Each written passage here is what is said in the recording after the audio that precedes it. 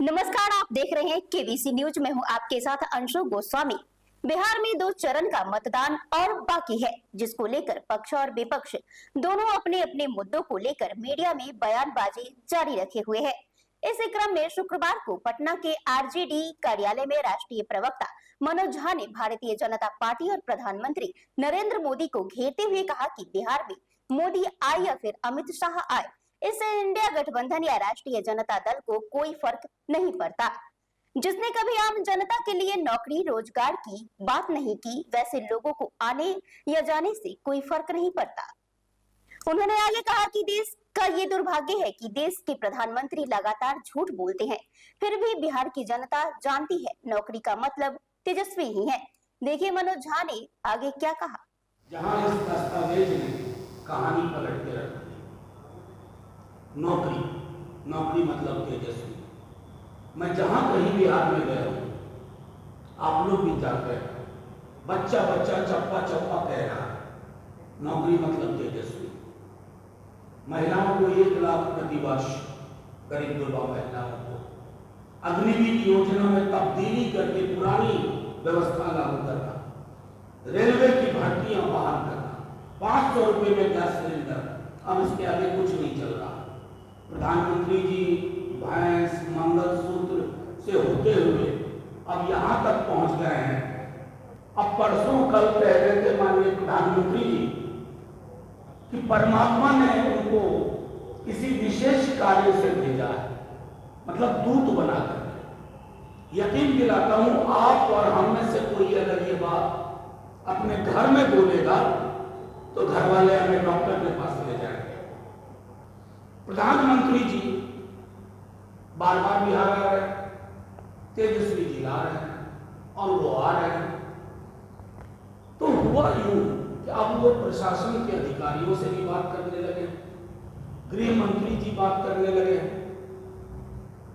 हर तरह की चीज, मतदान से लेकर मतगणना तक। बाकी विस्तार में शक्ति भाई बताएंगे, लेकिन हम अधिकारियों से कहते हैं कि डरिए मत, किसी दबाव में मत आइए। ये किताब आपकी सर्विस बनाता है, आपकी सेवा शर्तें इसी से उत्पन्न होती हैं। इस किताब के अलावा दबाव लेना हो तो इस किताब का लीजिए, किसी व्यक्ति का नहीं, क्योंकि व्यक्ति अर्श से फर्श पर आने वाला है। इस देश का दुर्भाग्य है कि देश के प्रधानमंत्री, देश के गृह मंत्री झूठ बोलते हैं, झूठ का पहाड़ लगा दिया है और वो पहाड़ दरक रहा है। इसकी चिंता उनको करनी चाहिए। सर, 6ठा और 7वां चरण बाकी है जो चुनाव का, और इसमें जो जोर आजमाइश कर रही है बीजेपी और पूरे तंत्र को लेके बिहार ला रहे हैं, इसका मेन मकसद क्या हो सकता है? ये सवाल तो बीजेपी को जाना चाहिए कि क्या मजबूरी है प्रधानमंत्री जी को बार बार आना पड़ रहा है, और तेजस्वी जी ने इसका इशारा कर दिया। तेजस्वी जी के लिए जो सतह के अंदर एक लहर है, वो क्या है? नौकरी मतलब तेजस्वी। परेशान है ये, नौकरी बोल नहीं पा रहे हैं। आप प्रधानमंत्री जी का एक भाषण सुना दीजिए जिसमें नौकरी की बात की हो।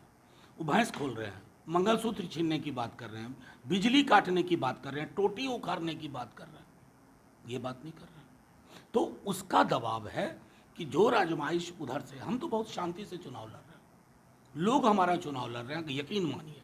राजद या महागठबंधन नहीं लड़ रहा, लोग लड़ रहे हैं। जब लोग चुनाव अपने हाथ में लेते हैं ना, तो नतीजे के लिए 4 जून का इंतजार नहीं करना पड़ता।